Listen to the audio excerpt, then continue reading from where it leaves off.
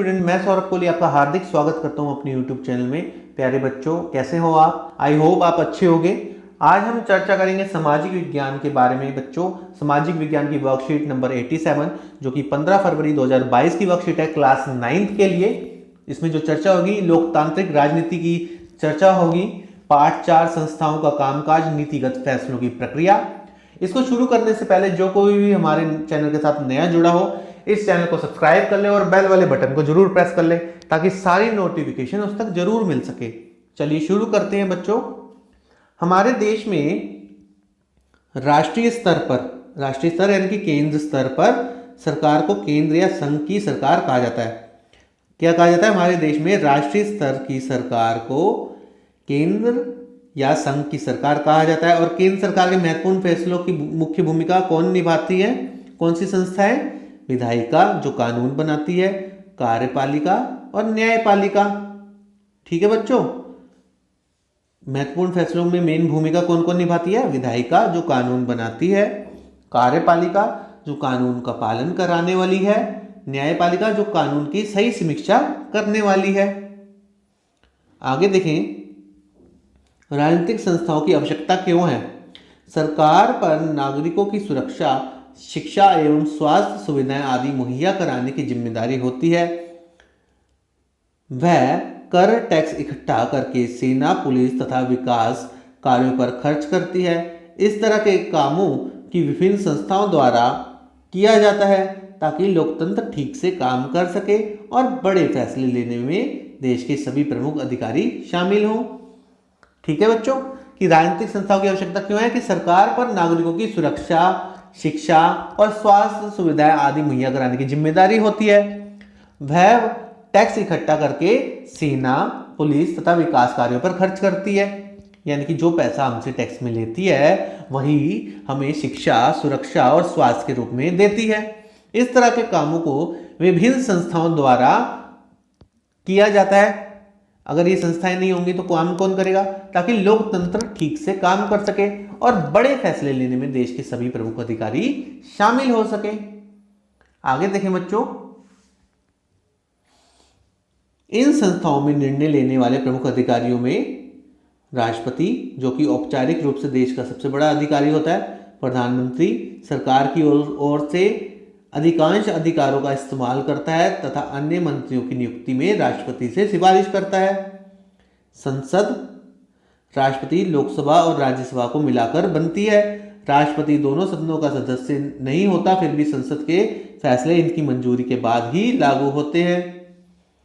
लोकसभा बनाम राज्यसभा, हमारे संविधान में राज्यसभा को राज्य के संबंध में कुछ विशेष अधिकार प्राप्त हैं, लेकिन अन्य अधिकतर मामलों में सर्वोच्च अधिकार लोकसभा के पास है।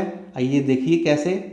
किसी भी सामान्य कानून को पारित करने में दोनों सदनों के बीच कोई मतभेद होता है तो लोकसभा के विचार को प्राथमिकता मिलने की संभावना रहती है।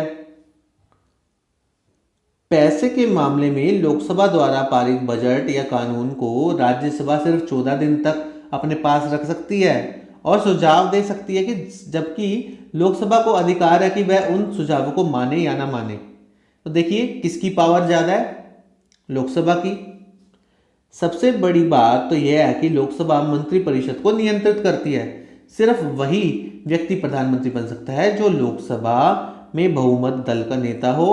यदि लोकसभा के आधे से अधिक सदस्य यह कह दे कि उनको मंत्रिपरिषद पर विश्वास नहीं है तो प्रधानमंत्री सहित सभी मंत्रियों को पद छोड़ना पड़ेगा, जबकि राज्यसभा का यह अधिकार प्राप्त नहीं है। तो आज हमने क्या समझा बच्चों? संस्थाएं, विधायिका, कार्यपालिका और न्यायपालिका के बारे में, जिसमें लोकसभा बनाम राज्यसभा समझे।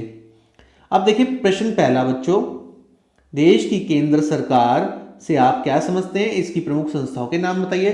केंद्र सरकार यानी कि जो बच्चों सेंटर की सरकार होती है जो पूरे भारत को नियंत्रित करती है, इसकी प्रमुख संस्थाएं हमने देखी। आंसर देखें, आंसर 1 है बच्चों। ये हमारे देश में राष्ट्रीय स्तर पर सरकार को केंद्र या संघ की सरकार कहा जाता है और केंद्र सरकार की महत्वपूर्ण फैसलों की भूमिका निभाने वाली संस्थाएं हैं विधायिका, कार्यपालिका और न्यायपालिका। ये आंसर 1 हो गया हमारा। सेकंड आंसर देखें बच्चों, राजनीतिक संस्थाओं की आवश्यकता क्यों है? राजनीतिक संस्थाओं की आवश्यकता इसलिए है क्योंकि सरकार जो हमसे टैक्स वसूलती है उसको किसी ना किसी रूप में हमें वापस करती है, जैसे सुरक्षा के रूप में, शिक्षा के रूप में, स्वास्थ्य के रूप में। अब इनके ऊपर एक अधिकारी होते हैं जो ये संस्थाओं का कामकाज ढंग से देखते हैं ताकि लोकतंत्र ठीक से काम कर सके और बड़े फैसले लेने में कोई दिक्कत ना हो। तो आंसर 2 है ये।